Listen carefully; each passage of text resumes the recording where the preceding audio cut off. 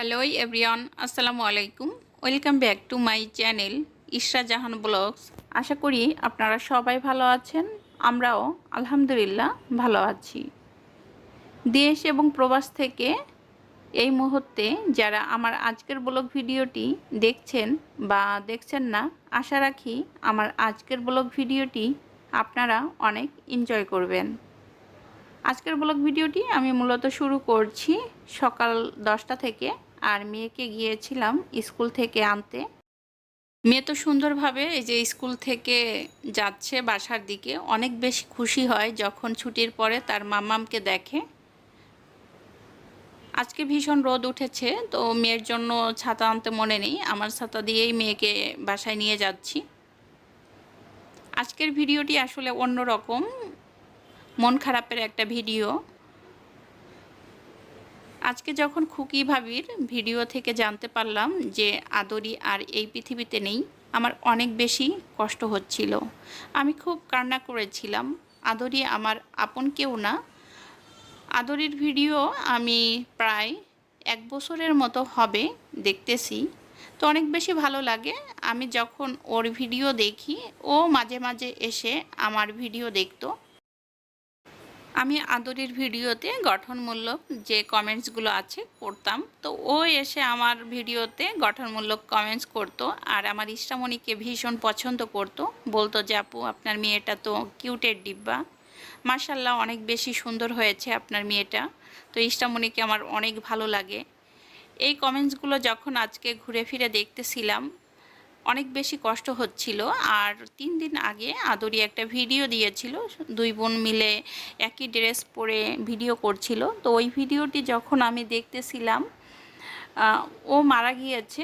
আমি যে কমেন্টসটা করেছিলাম ওই কমেন্টসটা সবার উপরে ছিল।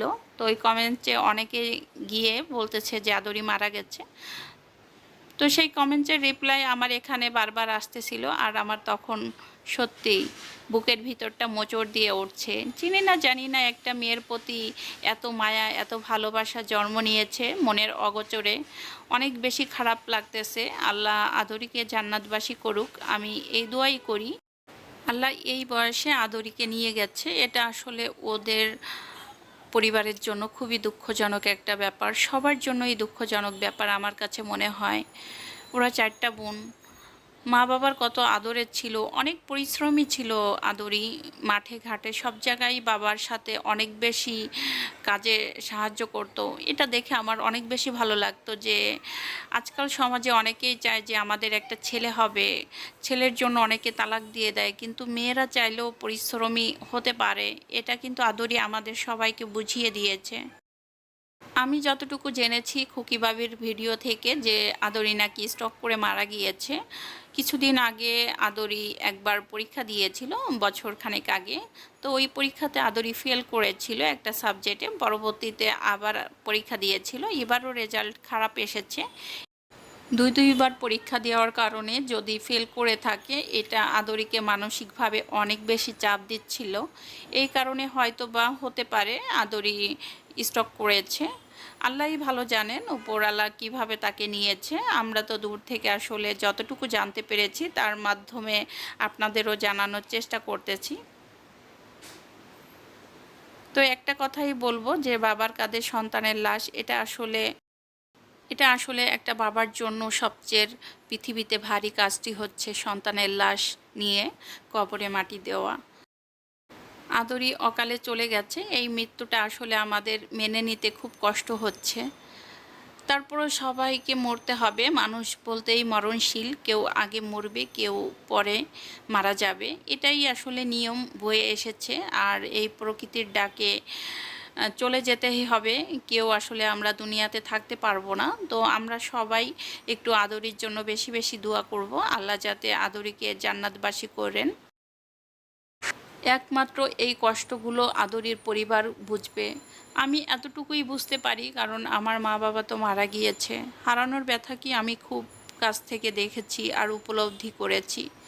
তো আমার তরফ থেকে তাদের জন্য অনেক অনেক বেশি দোয়া রইল, যাতে আল্লাহ তাআলা তাদের ধৈর্য ধারণ করার তৌফিক দান করুন, আমিন।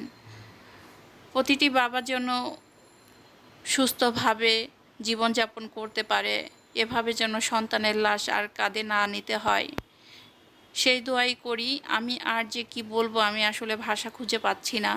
মেয়েটাকে চিনি না, তারপরও মেয়েটা পুরো মন জুড়ে বসত করতেছে, এরকম একটা ব্যাপার হয়ে গেছে।